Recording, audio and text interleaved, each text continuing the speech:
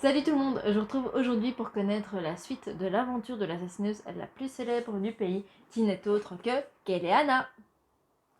Vous l'aurez compris, aujourd'hui j'ai décidé de vous parler du tome 2 de la saga Keleana qui s'intitule La Reine sans couronne, toujours publié chez La Martinière Jeunesse et vendu au prix de 16 €. Alors pour ceux qui n'ont pas lu le tome 1, je vous mets le lien de la vidéo juste en haut. Je vais vous faire un petit résumé ici pour voir si vous avez envie de connaître mon avis ou pas. Et ensuite, je passerai au tome 2. Si vous n'avez pas lu le tome 1, évidemment, arrêtez-vous quand je commence à parler du tome 2 parce que je vais spoiler le tome 1. Je vous le disais, je commence tout de suite avec le tome 1 qui est Keleana l'assassineuse, toujours publié chez La Martinière Jeunesse. Et moi, je l'ai acheté au prix de 9,90 € parce que c'était le prix découverte. C'est ainsi que j'ai commencé la saga. Elle est écrite par Sarah J. Maas, qui est une auteure très connue, mais dont c'est la seule saga que moi j'ai lue. Et en fait, je pense qu'elle est connue pour la saga Un palais d'épines et de roses, que j'ai pas encore commencé. Donc moi, j'ai choisi de commencer par celle-là, puisqu'en fait, elle était moins chère, tout simplement, et j'avais envie de me lancer. Donc Keleana, je vous le disais, c'est l'assassineuse la plus célèbre du pays. Et elle va en fait être capturée et enfermée dans une mine par le roi. Mais un jour, le roi, il va chercher à, à avoir une assassineuse à ses côtés. Et en fait, il va organiser un tournoi entre les plus grands assassineurs et les plus grands voleurs du pays. Et chacun peut emmener son champion et le proposer au roi. Et en fait, son fils va choisir Keleana, il va aller la chercher dans la mine et il va la proposer au tournoi. Mais en fait, les participants du tournoi vont être sauvagement assassinés les uns après les autres. Et c'est là que Keleana va comprendre qu'il y a quelque chose qui ne va pas dans ce tournoi et qu'elle va mener l'enquête. C'est un roman de fantasy. Alors quand je le lis comme ça, on pourrait croire que c'est surtout un roman d'aventure, mais non, c'est bien un roman de fantasy puisqu'on y parle de fées et de reines des fées, de pouvoirs, de pouvoirs maudits aussi, de créatures surnaturelles. Et en fait, dans ce roman, on a surtout un gros triangle amoureux. Donc si vous n'aimez pas trop la romance dans les romans fantasy, honnêtement, passez votre chemin parce que le triangle amoureux est vraiment très présent. Mais moi, c'est un roman que j'ai dévoré et que j'ai adoré. Donc je vous le conseille quand même si vous aimez la fantasy et que les triangles amoureux ne vous dérangent pas. Si jamais vous avez envie de connaître mon avis, n'hésitez pas à aller voir la vidéo. En attendant, moi, je vais vous parler du tome 2 parce qu'on est quand même là pour chroniquer ce tome 2. Et donc, dans ce tome 2, attention, c'est là que les spoilers commencent.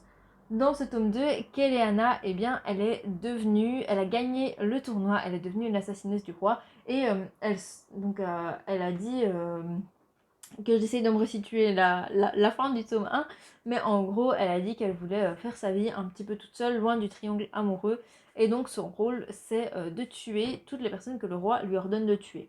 Vous vous en doutez qu'Eleana, elle va pas être très pour d'assassiner toutes les personnes que le roi lui ordonne, donc elle va camoufler tous les meurtres qu'elle est censée faire, et elle va essayer de découvrir d'où vient la source du pouvoir du roi, et toute l'intrigue du livre va être basée là-dessus. Elle va essayer de découvrir la source de ce pouvoir mystérieux et magique. On en apprend plus sur elle, sur son passé, sur qui elle est vraiment. Voilà, à la fin on découvre qui elle est vraiment et ça laisse un peu pantois.